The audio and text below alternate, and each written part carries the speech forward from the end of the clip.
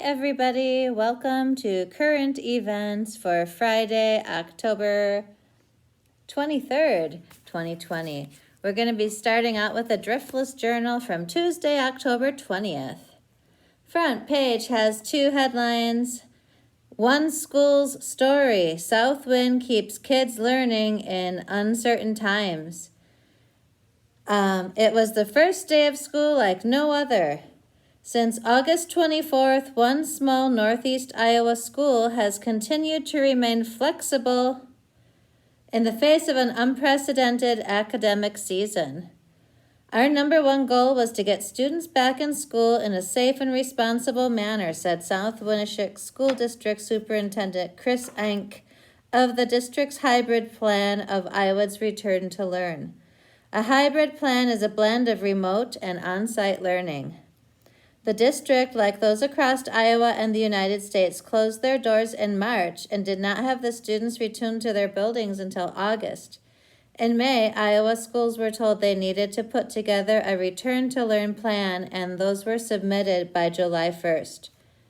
While many school districts have since returned face-to-face classes full-time, several districts in Northeast Iowa, like Southwind, have continued to utilize a hybrid system. Districts continuing to conduct hybrid learning include Postville, MFL Marmac, Keyhigh, Osage, and Olwine. Coming up with a plan. With a plan were numerous components which needed to, we go to page 8. Hold on, everybody.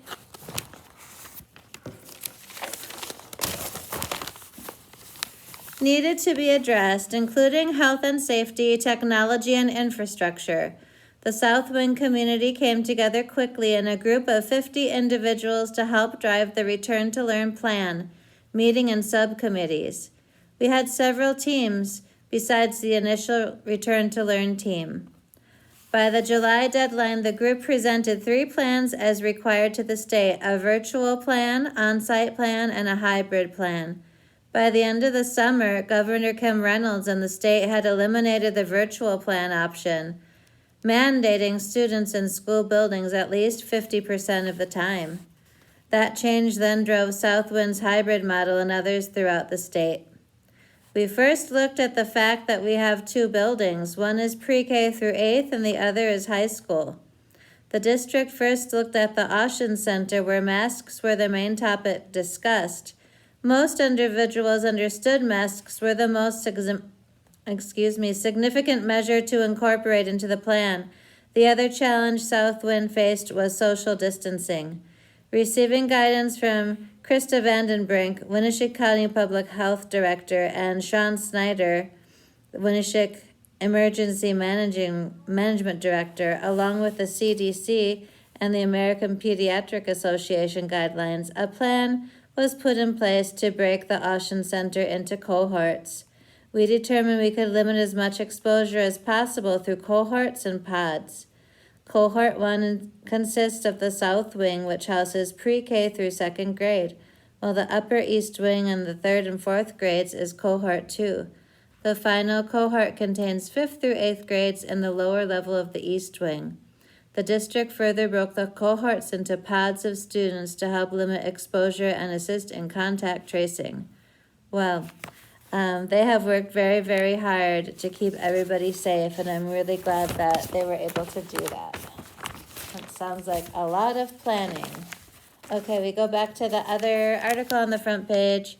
Gateway to the Past, Passion inspires cemetery nerds in effort to conserve gravestones.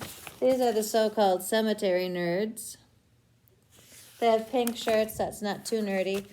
Okay. Cemeteries in Northeast Iowa are getting some much-needed attention thanks to 3 Decorah area friends calling themselves the Cemetery Nerds.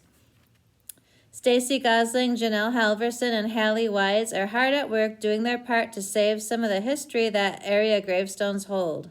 Cemetery nerds? You may ask who and why. What do a radio personality, a nurse, and a restaurant owner have in common?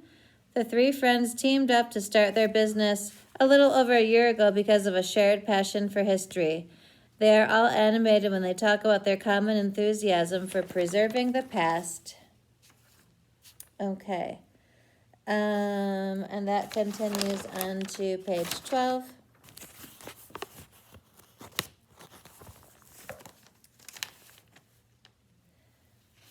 I gotta turn this page a little bit. Have you ever wandered in a cemetery and wondered about the meanings of the designs carved on the gravestones? Perhaps the monument features a bird or an angel or oak tree branches, or Greek letters or a lamb. All are symbols symbolizing grief and mourning. Years and years of weather and decay often leads to the loss of those symbols and lettering. Specialized cleaning can bring back the messages and the history. That's the message from the cemetery nerds. According to the nerds, headstones serve as lasting memorials for loved ones, and the cleaning and maintenance should be done with care. The three women provide the materials and labor, including resetting the stones in some cases. The process is a labor-intensive effort. All headstones are cleaned by hand with no harsh chemicals or pressure washers. A special formulation is used to remove dirt, pollution, and staining from biological soils such as mold, mildew, lichen, and algae. The solution they use is good for masonry, stone, concrete, and other surfaces. The before and after results are astounding. Much of their time is spent working on restoring the gravestones at pioneer cemeteries in the region. Iowa law defines pioneer cemeteries as any cemetery where there are 12 or fewer burials in the preceding 50 years. There are currently 44 pioneer cemeteries in Winneshiek County alone. All three women are active in the Pioneer Cemetery Commission. We have done our level best to see that these cemeteries are mowed, restored, and cared for in the best way we know possible. I take photos of our workdays and keep a journal, Gosling said. We adopt a do-no-harm theory. Every repair we do is considered reversible in terms of historic preservation. That means that in the future, if a better way of saving gravestones is discovered, our work can be undone without harming the stone. Years ago, it was thought that sinking a broken gravestone into wet cement would save it. As time has gone on and more research has been done, we now know that is one of the worst things you could do to a gravestone. Cement is harder than gravestones, and as the freeze-thaw cycle happens every year, it causes the gravestone to be squeezed and causes more damage. Their diligent work to remove a stone that is sunk into cement is time-consuming, and there is no guarantee it can be done without causing even more damage. They take their work seriously, utilizing the tools and proven cleaning solutions to get best results. Well, good for them. That's awesome. All right, let's continue and see what else we have in here. Let's see. Some ads. 7 months of sewing. The Winneshiek County Seamsters Union reaches the 32,000 mask mark. The masks that we are wearing here at the facility as residents were sewn by these ladies or others. These ladies and gentlemen, excuse me, that was pretty sexist. Because there is a young man sewing at a sewing machine. What? That's amazing. Okay. What began as a Facebook message on March 20th has 7 months to the day grown to include 30 active members and over 183 volunteers. The Seamsters Union of Winneshiek County has now produced and made available more than 32,000 reusable cloth face masks to county residents and visitors. More than 400 masks are currently delivered each week. They're also creating 376 washable personal protective gowns for Winneshiek Medical Center and nursing home staff, like us here. The group includes those who donate fabric, wash and iron the fabric, cut fabric, donate elastic for ear loops or cut strips for tie-back masks, purchase supplies, families who crochet ear savers, and those who sew masks and personal protective gowns. Volunteers' ages range from 8 to 90 plus years. They include farmers, lawyers, retail business owners, artists, healthcare workers, teachers, clergy, musicians, bikers, hikers, homemakers, and retirees. Well, that sounds like a cornucopia of local citizens, and we thank them so much for all of those masks that they have made to keep us safe. And we should always wear them because we want to stay safe. So if you don't have your mask on, you should put it on if you're out of your room. Okay. Let's see what else we have. Move on to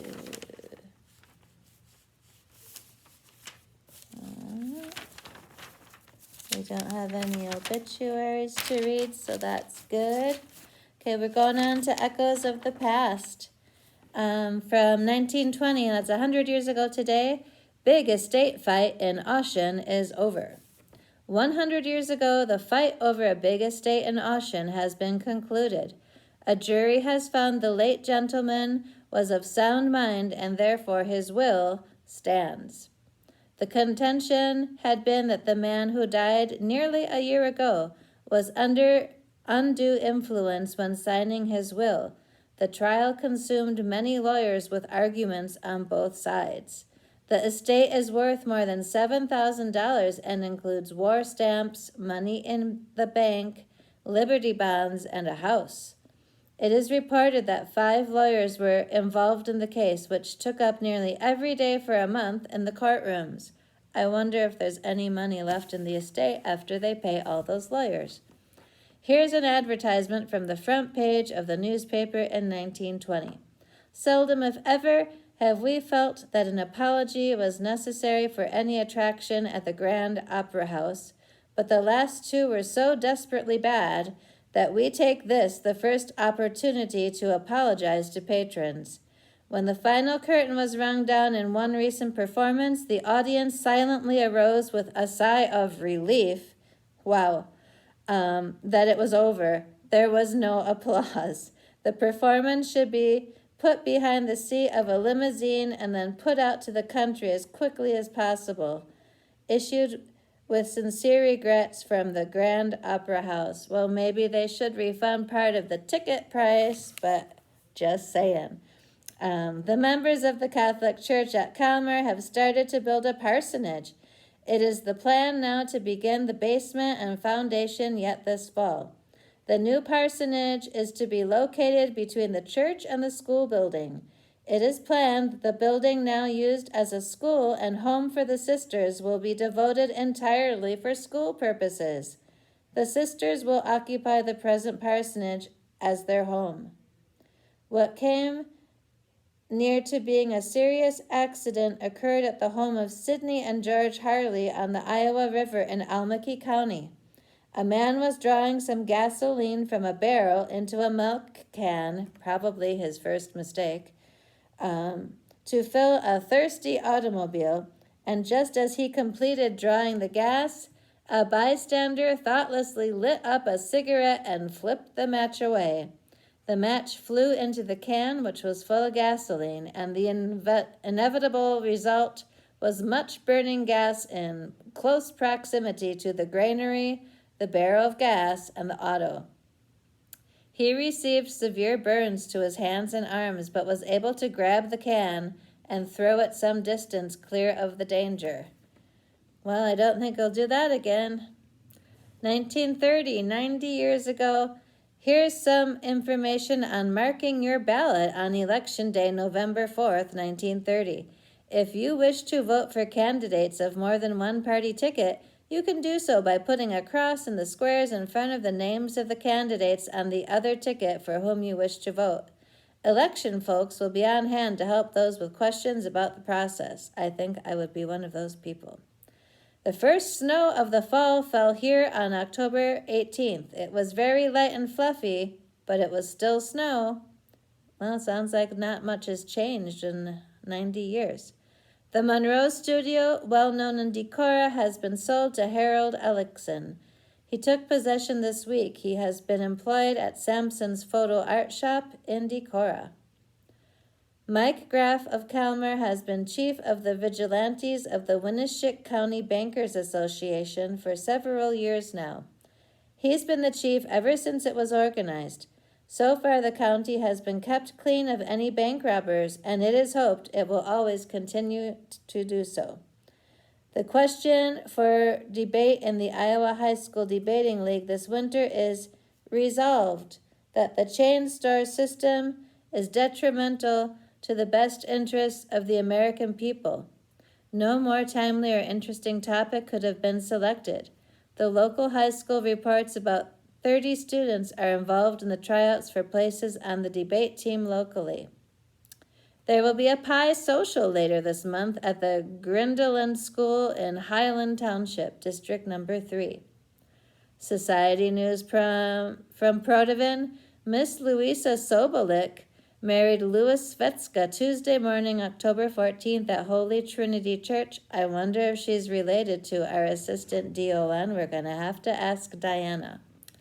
A very large reception was given at the home of the bride's parents, and in the evening a dance was held at Bethesda. They will reside on a farm north of town. All right. West Music Store is closing its location in Decorah, which is kind of a bummer because a lot of people have used that store to get their musical equipment and whatnot.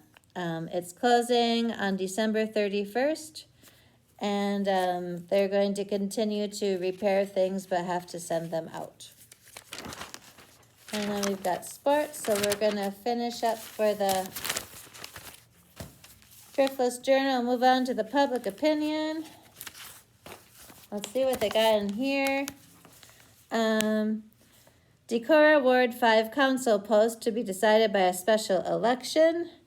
Weekend march draws crowd in honor of Ruth Bader Ginsburg. Nearly 250 residents, largely dressed in black, gathered Saturday, October 17th to march in honor of the late Supreme Court Justice, who passed away September 18th. And here's a picture of them marching down the street.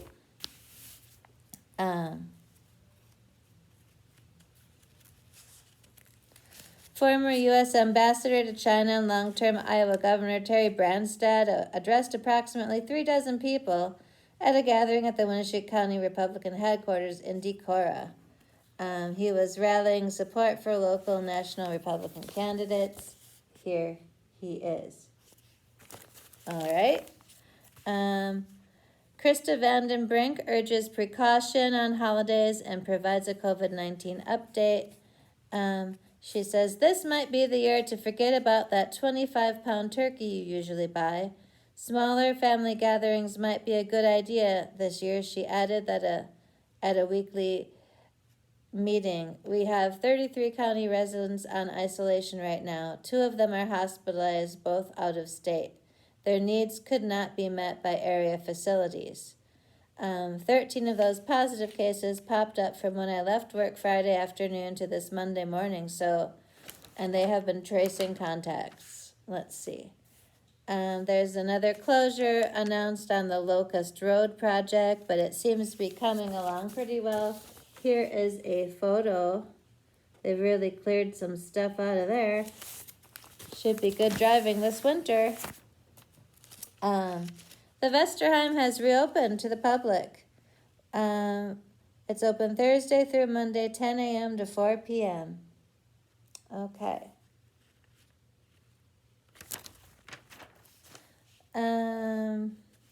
Next we have an article by Larry Berland, who is into environmental things and has been an educator and teacher at Decorah High School. Polar bears, monarch butterflies, and me. After a cold period of over 100,000 years, the climate began to gradually warm around 11 to 12,000 years ago. Large sheets of ice up to 2 miles thick began to melt, heralding an end to the last ice age. Today we are still in that warm interglacial period. Since that beginning of a warming climate period, plants and animals have been forced to adapt to the new conditions brought about by the warming.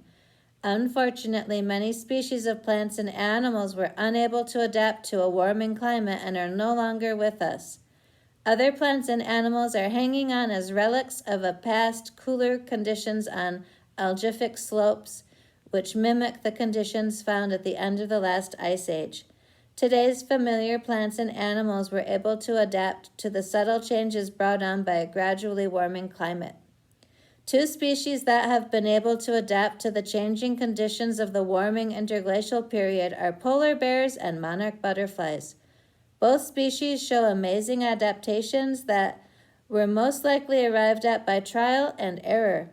The polar bear has thick white fur to blend in with its surroundings for hunting camouflage and warmth. The fur is also greasy to help shed water, which keeps its body warm. The bear's black skin absorbs heat from the sun. With its excellent swimming abilities, the polar bear is the dormant predator on a floating sea of ice. The monarch is the only butterfly that migrates. It will take up to 5 generations in its migration to Canada, with each generation living only 2 to 6 weeks. One super generation, however, will live 8 to 9 months, travel up to 3,000 miles back to Mexico, winter there, and then begin the journey back to the U.S., laying its eggs on the very first milkweed it encounters before it dies. Polar bears maintain the ecological balance in the Arctic, while monarchs are the major pollinators of plants in North America. Yet both are in danger of becoming extinct by 2050 due to rapid climate change that they cannot possibly adapt to quickly enough to maintain their population. Rapidly increasing warmth in the Arctic is melting sea ice at a phenomenal rate, threatening the bear's ability to hunt and reproduce successfully. Changed weather patterns brought on by increasing greenhouse gases have contributed to the reduction of the monarch population by up to 80%. I am as guilty as anyone else of living a lifestyle high in carbon dioxide production, the number one culprit behind our quickly warming climate today. My footprint on this earth is way too large if I want my grandchildren to see polar bears and monarchs in the wild like I have seen in my lifetime. My awareness of the problem is important only if I am willing to take action to change my lifestyle in order to lower production of greenhouse gases.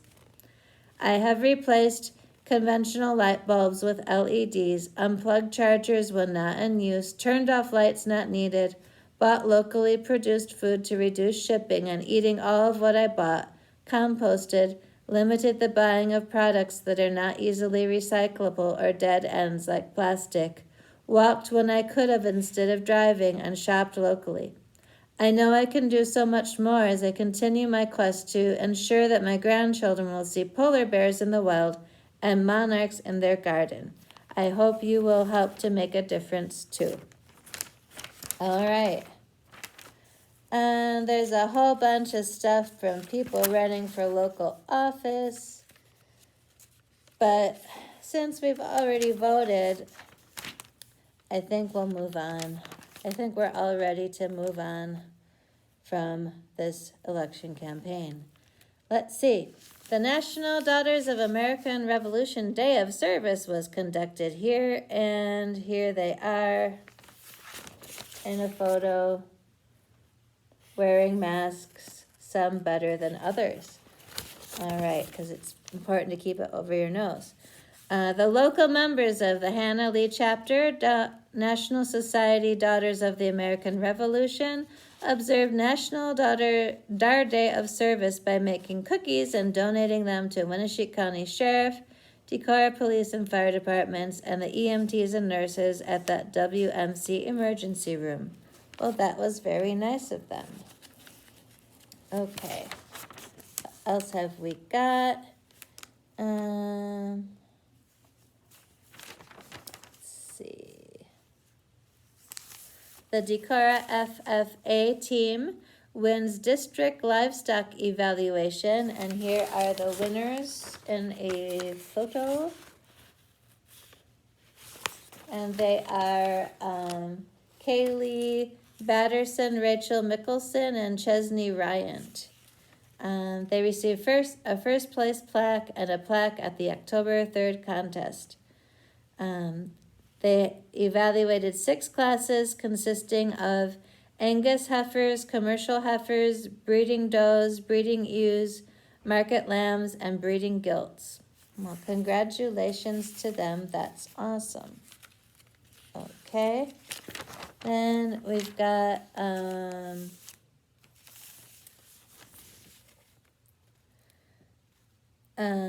the Unitarian Universalist has written a brief religion section.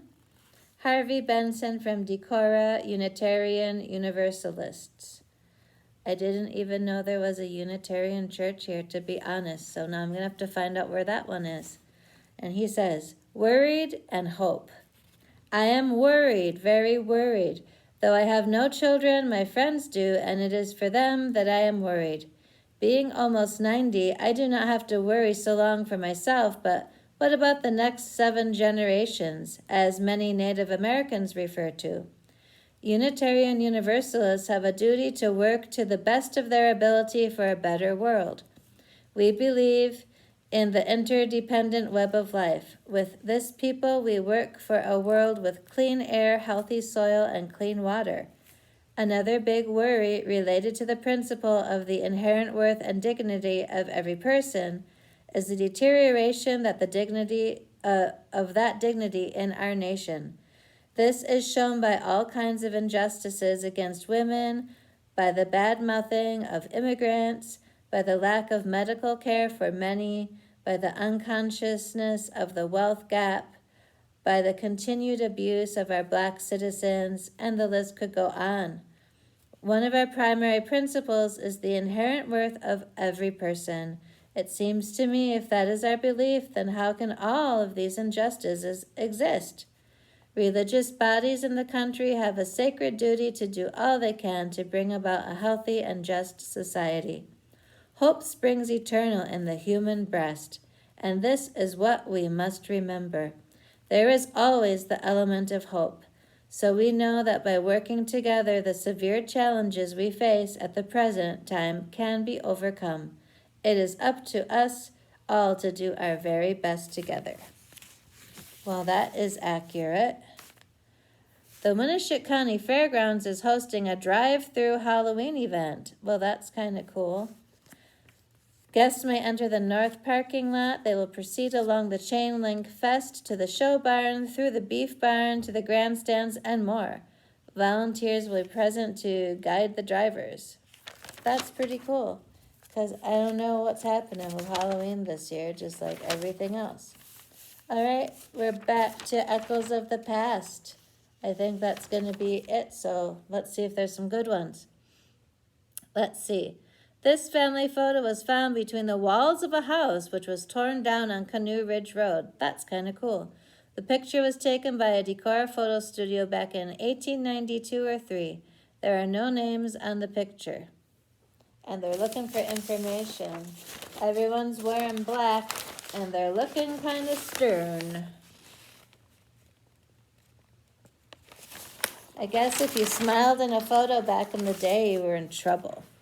But they did have some awesome clothes and some big mustaches. Okay, free suits for anyone drafted from area. This is 1940, 80 years ago. To all the local men of draft age, if you are interested in a suit or an overcoat for the fall, buy it now. If you should be drafted, Germans will be glad to refund you the full price of your purchase, and you can keep your suit or overcoat with our compliments. This offer is good until January 1941. Signed, F.A. German, Decorah Clothier. That's pretty nice. Here's an important message to men of military age. We will accept the return and will refund the purchase price of any suit or overcoat purchased during the month of October in the event the purchaser is drafted and enters the service before January 1st, 1941. Signed, the Ben Bear Company Clothier. C.C. Smith of Decorah is penning a series of nature articles called Birds of Winneshiek County for the Decorah Journal. The film Boomtown is showing in the Grand Theater in town. Stars are Clark Gable and Claudette Colbert. The men's shop will formally open doors this week in the Hotel Winneshiek building. Dewey Sampson and Kermit Hendrickson are proprietors. 1950, 70 years ago. School bus transportation will cost money, but it is important, according to Superintendent Felstad. He reported the bus progress during a message to the Decorah Chamber of Commerce. He says the new bus system starts this year and includes 2 buses. A new Girl Scout cabin is being constructed up at the Phelps Park area. Members of the Decorah Quarterback Club met the other night and favored a proposal of forming an automobile pool to transport farm boys who are engaged in high school football practice back to their farms in the evenings. More than 20 quarterbacker members volunteered to take turns in taking the boys home after each football practice. That's pretty nice of them. 1960, 60 years ago, the play The Wonderful Adventures of Don Quixote will be presented this fall at the Decorah High School auditorium. Colorful costumes, dancing, and lively music are promised. The 1961 Lancer is a new vehicle being unveiled at the local Dodge dealership in downtown Decorah. See Vernon Vic on Main Street for all your Fuller brush needs. The last walls of the old Methodist Church parsonage came tumbling down to the ground this past week as work on the new church addition continues. Workmen started 2 weeks ago tearing down the parsonage and the brick building north of the church, also known as the Old Morse property. Reverend Artman said the addition will be completed about August 1st, 1961. The new addition will feature a building to the west, which will be connected to the main church, and also a building to the north. Total cost for the work is $125,000. 1970, 50 years ago. Decorah's Cheryl Brown, who recently participated in the Miss America pageant in Atlantic City, was a $1,000 scholarship honoree at the pageant. She returned to Luther College for the 1970-71 school year, her junior year. Earn up to $2 an hour, working construction for some of the firms in the Decorah area. Time and a half after 40 hours. What would that be? $3 an hour? I'm not that good at math. Well, 1971 Matador is the new American Motors car this fall. It has a 118-inch wheelbase, the longest among intermediate vehicles. Coffee shop and cocktail waitresses are in high demand. Apply today at the Winneshiek Hotel. Kids in the Winneshiek County ate a lot of school lunches this past year, according to a recent report presented by the county. Decorah served up 210,638 lunches. Wowza. 1980, 40 years ago, Al Palmquist, a famous speaker known as the cop who didn't stop out on drug addicts and prostitutes, will appear at Luther College. He has appeared on ABC, CBS, and NBC and is now in Decorah to help fight against drug use. I'm sorry, I've never heard of that, but he sounds pretty famous. A new welding, blacksmithing, and horseshoe shop has been set up by John Beard at his residence just west of the intersection of Highway 9 and 52. Federal Land Bank has a new loan officer, Jeff Grant. He and his wife will move to their home here soon from Waverly. There will soon be a new circle-type drive at the front of the Luther College Centennial Union. It is hoped the new one-way circle will eliminate traffic bottlenecks on campus. I don't know if that really worked. 1990, 30 years ago, from the Society pages, Margaret Jenkins will wed John Colangelo in a November ceremony held in Decorah. A new residence hall on the Luther campus will have a skywalk linking it to the upper part of the campus. The new $6 million plus dormitory will have 259 beds. Vernon Spildy of Decorah, who served on the Winneshiek County Fair Boards for 15 years, has been named the new fair manager. He will be paid $125 a month. Sounds like a pittance. Winneshiek County Memorial Hospital Auxiliary is celebrating 70 years of community service. The hospital club was originated back in 1920 by Mrs. Henry Ness, who was the group's first president. 20 years ago, Dave and Catherine Kelly of Decorah announced the engagement of their daughter Mary Beth to John Hybenson. Their wedding will be at St. Benedict's Church. Let's see.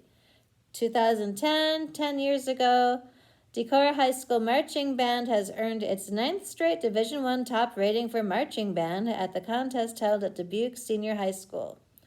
After 31 years of service to the people of this region, Dr. Kevin Sand, MD, has announced his retirement. That was 10 years ago, and that is Verna's son. Decorah High School football team took sole possession of first place in the district with a win over Charles City at home. The team is now 6-1 on the season. All right, that is going to be your current events for today. There will be more current events next Friday. Thanks for joining and have a good rest of your day.